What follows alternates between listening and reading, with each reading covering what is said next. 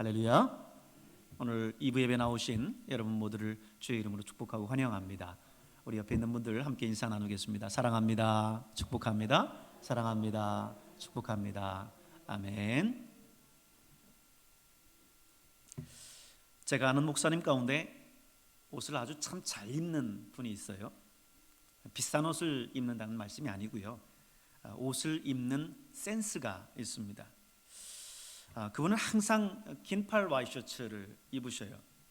아무리 더운 여름이라 할지라도 결코 반팔을 입지 않으시고 긴팔만을 입으십니다. 신사는 원래 긴팔을 입는 거라나? 항상 그렇게 말씀하셔서 저는 그런 거구나 이렇게 생각을 했어요. 그런데 알고 보니까 진짜 이유가 있었습니다. 이분이 어릴 적에 집에 불이 났는데 그만 팔에 심한 화상을 입었습니다. 시간이 가도 그 화상 자국이 없어지질 않고 흉한 모습으로 남아있는 거예요. 그러다 보니까 그분이 항상 긴 소매 와이셔츠를 입었던 거지요. 그분이 긴 소매 와이셔츠를 입었었던 것은 신사는 늘 긴팔만을 입기 때문이 아니라 그 흉터를 가리려고 그랬던 겁니다. 사람은 살면서 이런저런 흔적을 남기게 되어 있습니다. 팔에 화상을 입은 목사님처럼 다친 흔적을 남기기도 하고, 또 여러 가지 흉터, 또 인생의 상처들을 남기기도 하지요. 처음 세상에 나왔을 때 그 완벽했었던 몸매, 그 몸들을 세월이 가면서 이리저리 망가지고 훼손시킬 수밖에 없습니다. 정도의 차이가 있을 뿐 이것은 어쩔 수 없는 거예요. 그리고 사실 부끄러울 것도 없는 겁니다. 그런데 이런 신체적인 흔적 말고 진짜 심각한 것은 이런 거죠. 여러분이 학창시절에 읽었었던 책 가운데 주홍글씨라고 하는 책이 있을 거예요. 17세기 미국의 어둡고 준엄한 청교도 사회를 배경으로 하고 있는 소설인데, 죄를 지은 자의 고독한 심리를 섬세하게 묘사한 나다넬 호손의 작품입니다. 이 작품에 보면 헤스터라고 하는 젊고 아리따운 여인이 나오는데, 이 여인이 마을 교회의 목사인 딤스테이를 사랑합니다. 이 두 사람이 사랑에 빠져서 둘 사이에 펄이라고 하는 아이를 낳게 돼요. 하지만 이 헤스터는 이미 칠링워즈라고 하는 남편을 두고 있는, 치과 의사 남편을 두고 있는 유부녀였어요. 유부녀가 남편이 집을 비운 사이 아이를 낳게 됐으니 이거는 명백한 간통이었죠. 그래서 결국 이 사실이 드러났는데 끝까지 상대가 누구인지를 밝히지를 않았습니다. 나중에 이 디미텔 목사는 양심의 가책을 느끼고 모든 것을 밝히고 죽습니다. 그러나 당신은 엄격한 청교도 사회였기 때문에 이 간통한 여자였었던 이 헤스터는 평생 A라고 하는 주홍색 글씨를 가슴에 달고 살아야만 됐습니다. 이 A자는 간통을 뜻하는 adultery의 약자, 앞에 있는 이니셜이었어요. 여러분 생각해 보세요. 차라리 간통죄로 감옥에 몇 년 들어가 사는 게 낫지, 평생 이 A자를 가슴에 달고 살아간다는 거. 사람들이 그녀를 보면서 뭐라고 얘기하겠습니까? 아유, 저 남자하고 바람나서 간통한 여자구만, 이렇게 생각하면서 늘 위에서부터 아래로 훑어볼 거 아니겠어요? 얼마나 수치스럽고 부끄러운 일이겠습니까? 이런저런 사고로 몸에 남게 된 흉터와 흔적들은 아이고 안 됐다, 이게 측은히 여기고 불쌍히 여기는 마음이라도 갖게 되지만, 이렇게 도덕적으로 부끄러운 흔적들을 가지게 되면 평생 수치를 당하며 살 수밖에 없습니다. 그런데 오늘 본문을 보면 사도 바울이 뭐라고 이야기를 하고 있어요? 사도 바울이 내가 내 몸에 예수의 흔적을 가졌노라, 내가 내 몸에 예수의 흔적을 가졌노라, 이렇게 말을 합니다. 여기서 사도 바울이 말한 흔적이라고 하는 단어는 헬라어로 스티그마라고 하는 뜻인데, 흔적, 문제는 이 사도 바울이 말한 이 흔적이라고 하는 이 단어, 이거는 그냥 흔적이라고 하는 뜻보다는 거의 낙인이라고 하는 낙인이라고 하는 뜻에 더 가깝습니다. 원래 흔적이라고 하는 것은 어떤 일이 진행된 후에 나타나는, 남겨지는 그런 어떤 것을 이야기를 하지 않습니까? 그런데 여기 쓰인 헬라어 스티그마는 그런 어떤 국어사전적인 그런 의미보다는 하나의 낙인이라고 하는 뜻에 더 가깝습니다. 고대 사회에서는 세 가지 경우 흔적을 남기게 되어 있는데요. 첫째는 군인들이 왕을 위해서 나라의 충성을 맹세할 때 그 몸에 화인을 찍어서 흔적을 남깁니다. 그리고 둘째는 종교 지도자들이 자기의 신에게 몸을 드린다라고 하는 표시로 몸에 그 종교를 상징하는 글씨나 혹은 형상을 흔적으로 새겼어요. 또 세 번째는 노예나 종이 팔렸을 때 그 주인의 이름의 첫자를 화인으로 도장을 찍게 됩니다. 노예가 도망을 치면 그 몸의 화인 때문에 종이라고 하는 것을 금방 알아볼 수 있도록 그렇게 했던 거죠. 그래서 몸에 흔적을 새겼습니다. 그런데 여기서 사도 바울이 말하는 스티그마라고 하는 이 흔적, 이 말은 군인이나 종교 지도자들, 그들이 몸에 화인을 찍는 그것을 말하는 게 아니라 세 번째 의미인 노예가 혹은 종들이 몸에 새기는 화인을 말하는 겁니다. 화인이 몸에 찍히는 순간 그 사람 평생 누구의 노예가 되는 거예요. 누구의 종이 되는 거죠. 소유가 되는 겁니다. 도망가도 소용이 없어요. 대개는 팔이나 등에 이 화인을 새겼는데 중죄인인 경우에는 아예 얼굴이나 이마에 화인을 찍었습니다. 그래서 가릴 수 없도록 그렇게 한 거죠. 그러므로 적어도 오늘 본문에 등장하는 스티그마라고 하는 이 단어는 사회학적으로 볼 때 결코 자랑스러운 단어가 아니에요. 노예에게 쓰이는 어떤 낙인에 가까운 그런 의미이기 때문에 어쩌면 숨기고 싶은 그런 단어고 피하고 싶은 단어입니다. 이 단어를 사용하는 것조차 부끄러운 거였어요. 그런데 오늘 사도 바울은 내가 내 몸에 예수의 흔적을 가졌다. 내가 내 몸에 예수의 흔적을 가졌다. 이렇게 말합니다. 모든 사람이 숨기고 싶어하는 단어, 부끄러워하는 단어, 그거를 지금 오히려 당당하게 자랑하고 있는 거예요. 나는 그리스도의 종이다. 나는 그리스도의 노예다. 그리스도 예수가 나의 주인이다. 이렇게 지금 선포하고 있는 거예요. 사람은 누구나 어딘가에 얽매여 살고 누군가의 종이 되어 살기보다는 자유인으로서 살아가고 싶어 하지요. 그런데 오늘 사도 바울은 나는 예수의 흔적을 가졌다. 나는 예수의 종이다. 이렇게 지금 역설적으로 표현을 하고 있습니다.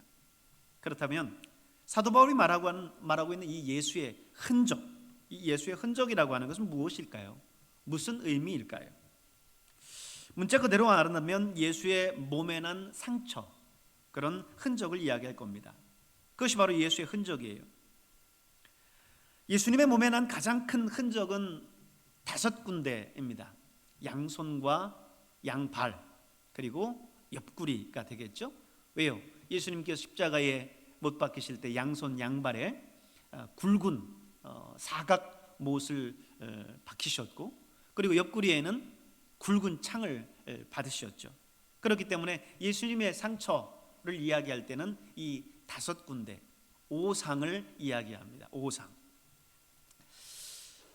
그런데 바울은 이런 흔적을, 내 몸에 예수의 흔적을 가졌다, 이런 흔적을 자신도 가졌다라고 선포하고 있어요. 이 말은 단순히 어떤 상징적인 표현일까?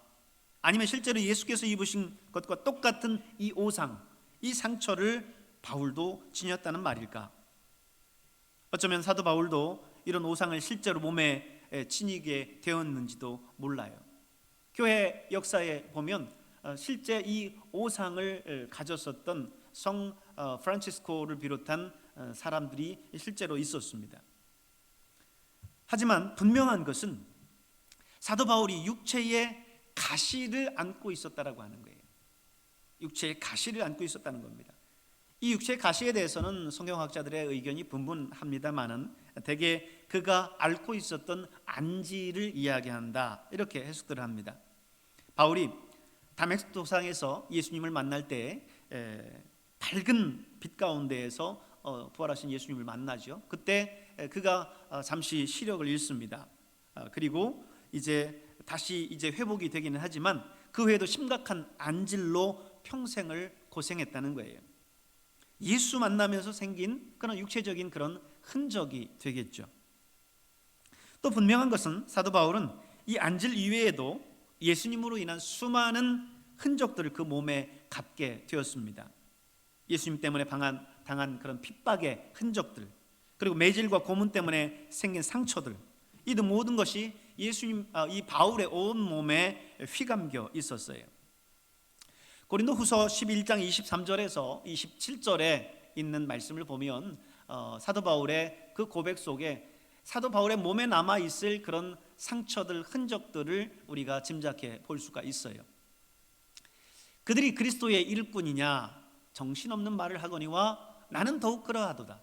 내가 수고를 넘치도록 하고 옥에 갇히기도 더 많이 하고 매도 수없이 맞고 여러 번 죽을 뻔하였으니 유대인에게 40에서 하나 감한 매를 5번 맞았으며 3번 태장으로 맞고 1번 돌로 맞고 3번 파선하고 일주야를 깊은 바다에서 지냈으며 여러 번 여행하면서 강의 위험과 강도의 위험과 동족의 위협과 이방인의 위험과 시내의 위험과 광야의 위험과 바다의 위험과 거짓 형제 중에 위협을 당하고 또 수고하며 애쓰고 여러 번 자지 못하고 줄이며 목마르고 여러 번 굶고 춥고 헐벗었노라.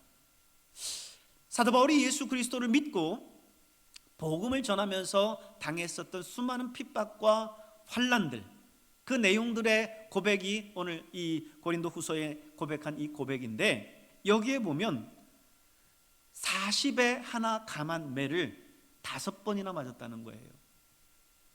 예수님께서 십자가에 못 박히시기 이전에 채찍에 맞는 그 모습을 여러분 패션 오브 크라이스트와 같은 그런 예수님의 생애를 그린 영화 속에서 보셨을 거예요. 그런 매를 40에 하나 감한 매를 5번 맞았고, 또 태장으로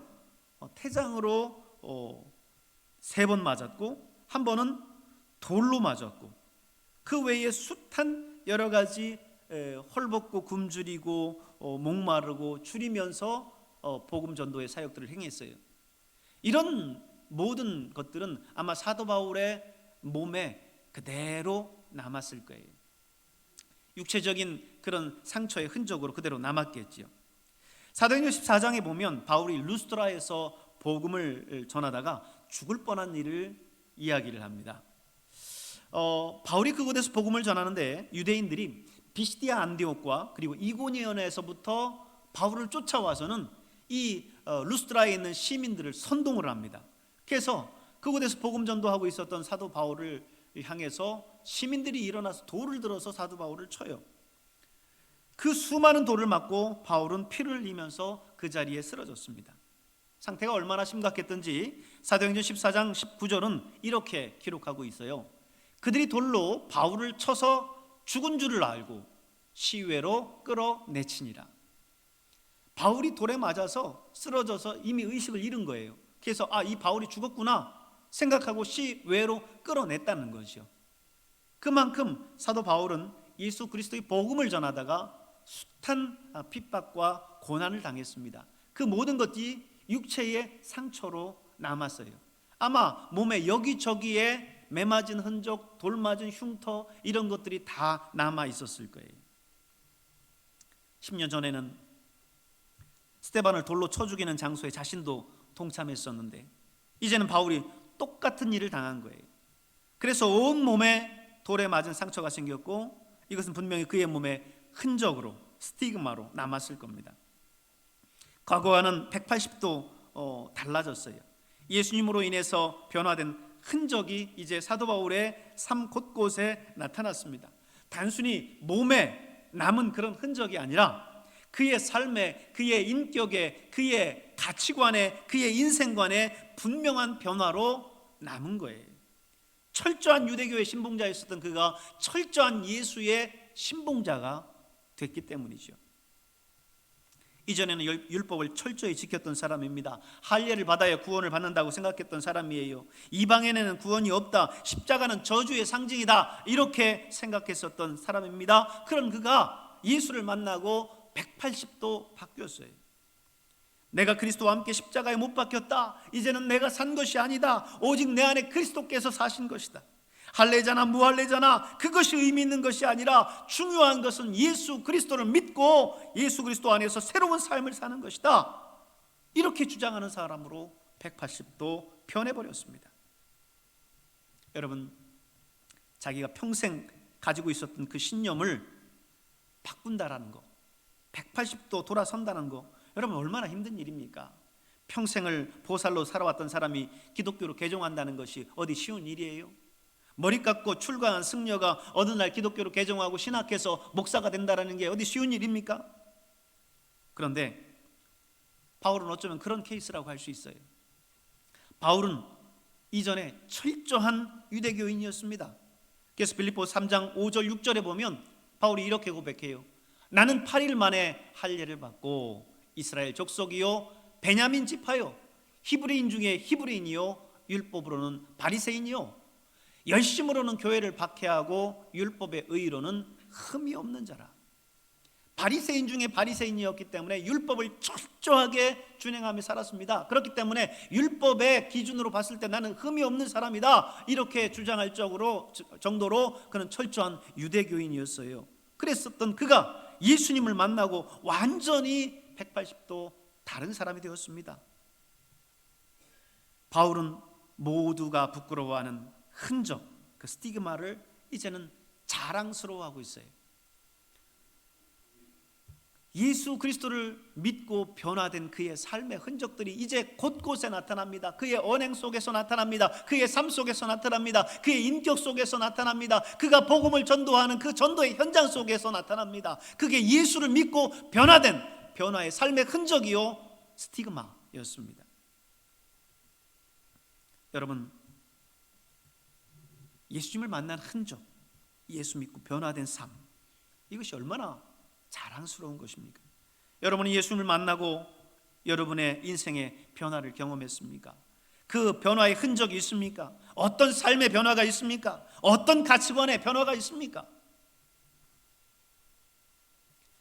인기 가수들이 콘서트하고 나면 가수와 손 한번 잡아보려고 수많은 사람들이 난리죠. 악수라도 한번 하고 나면 그 손에 아예 붕대를 감고 다니는 열혈 팬들도 있습니다. 일개 연예인과 악수한 흔적도 그러한데, 하물며 하나님의 아들이신 예수 그리스도를 만나고 그분을 나의 구세주로 영접한 우리겠습니까? 그분 때문에 고난당하고, 그분 때문에 매를 맞고, 그분 때문에 감옥에 가고, 그분 때문에 순교하는 그것은 말할 수 없는 영광이요 자랑이었습니다. 그러기에 사도 바울은 당당하게 내가 내 몸에 예수의 흔적을 지니고 있노라, 예수의 흔적을 지니고 있노라 이야기를 했습니다. 미국의 스테르트 교수라는 분이 1885년에 이고니온에서 루스트라까지 가는 길을 탐사를 했어요. 바울이 복음을 전한 지 1800여 년이 지났는데도 불구하고 이고니온에서 루스트라로 가는 그 길에만 비잔틴 양식의 교회와 수도원이 있었던 흔적이 50군데나 있더라는 거예요. 그리고 이곳에만 이후 무려 1001개의 교회가 있었다라고 합니다. 바울이 복음을 들고 미친 듯이 다녔다라고 하는 것을 알 수가 있어요. 예수가 찾아와 예수를 만난 사람 바울, 그가 어떻게 살았는가를 단적으로 보여주는 거예요. 바울은 6년 후 골로새서에서 1장 24절에서 이렇게 이야기를 합니다. 내가 이제 너희를 위하여 받는 괴로움을 기뻐하고 그리스도의 남은 고난을 그의 몸된 교회를 위해 내 육체에 채우노라. 고난을 오히려 기뻐하고 고난을 자신의 육체에 채운다라고 그렇게 이야기를 하고 있습니다. 사랑하는 여러분, 이제 공은 우리에게 넘어왔습니다. 사도 바울은 내 몸에 예수의 흔적을 지니고 있노라 자신 있게 선언하고 자랑했습니다. 그렇다면 오늘 저와 여러분은 어떤 예수의 흔적을 말해야 할까요? 분명한 건 이거예요. 태풍이 왔다 가면 분명히 태풍의 흔적이 남습니다. 지독한 사랑의 열병을 앓은 사람은 사랑의 상처가 남습니다. 교통사고를 당한 사람은 그 후유증이 남아요. 그렇다면 여러분, 예수님이 내게 오셨다면 그분이 오신 흔적이 있어야 되지 않겠습니까? 예수님을 만난 흔적, 그 변화의 모습이 있어야 되지 않겠습니까? 여러분에게 예수 그리스도의 그 흔적은 무엇입니까? 고린도후서 5장 17절은 그런즉 누구든지 그리스도 안에 있으면 새로운 피조물이라 이전 것은 지나갔으니 보라 새 것이 되었도다 그랬습니다. 내가 예수 그리스도를 믿고 이제는 새로운 사람이 되었어요. 이전 나의 옛사람은 지나갔어요. 이제 새로운 사람으로서 변화된 예수 그리스도의 사람으로서 살아가는 거예요. 그것이 예수 그리스도의 흔적입니다. 오늘날 기독교의 최대의 적을 무엇이라 할 수 있을까요? 물질주의요? 세속주의요? 아닙니다. 정말 위험한 것은 그리스도를 닮지 않은 그리스도인들이에요. 그리스도인이라 이야기하면서 교회는 다니지만 그리스도를 닮지 않은 그리스도인, 그들이 오늘날 기독교의 최대의 적인 겁니다. 예수를 믿는다는 것은 물론 예수를 나의 구주로 고백하고 구세주로 영접한다라고 하는 1차적인 의미를 가져요. 그러나 동시에 예수의 말씀, 예수의 다스림, 예수의 가치관 속으로 들어간다라고 하는 것을 의미하는 거예요. 여러분, 여러분의 삶 속에서 예수 그리스도를 닮을 수 있길 바랍니다. 이전에 나의 옛사람은 이제 다 벗어버리고 새 사람이 될 수 있길 바랍니다. 나의 옛사람은 예수님께서 십자가에 못 박히실 때에 함께 이미 못 박아 죽었고 이제 예수님과 함께 다시 산 새로운 모습으로 살아갈 수 있길 바랍니다. 우리는 새로운 삶을 살아가는 사람들이에요. 나를 위해 살던 사람이 하나님을 위해서 살아요. 나의 행복을 위해 살던 사람이 다른 사람의 행복을 위해 살아요. 가지고 모으고 움켜쥐고 이런 것에 혈안이 되었던 사람이 나눠주고 베푸어 줍니다. 성공을 위해서라면 수단과 방법을 가리지 않던 사람이 하나님의 말씀에 위배되면 차라리 손해보는 길을 택해요. 그리스도를 닮는 그리스도인, 예수를 닮은 그리스도인, 이것이 바로 오늘 우리가 가질 수 있는 예수의 흔적입니다. 죄악이 넘쳐나는 세상 풍조에서 순결을 지키려고, 거룩을 지키려고 무던히도 애쓰는 모습, 거짓말과 위선이 판을 치는 이 세상에서 정직하게 살아보려고 몸부림치는 모습들, 편한 것만 찾으며 이기주의가 팽배한 이 세상 속에서 나를 버리고 헌신적인 삶을 살려고 땀 흘리는 모습들, 시간을 들이고 물질을 들이고 재능을 들여서 이 땅에 하나님 나라를 이루고 세상을 변화시켜 보겠다고 바보처럼 어린아이처럼 하나님 말씀에 순종하며 믿음을 지키는 사람들, 그 사람들의 모습이 오늘을 사는 우리에게 바로 예수의 흔적인 줄로 믿습니다.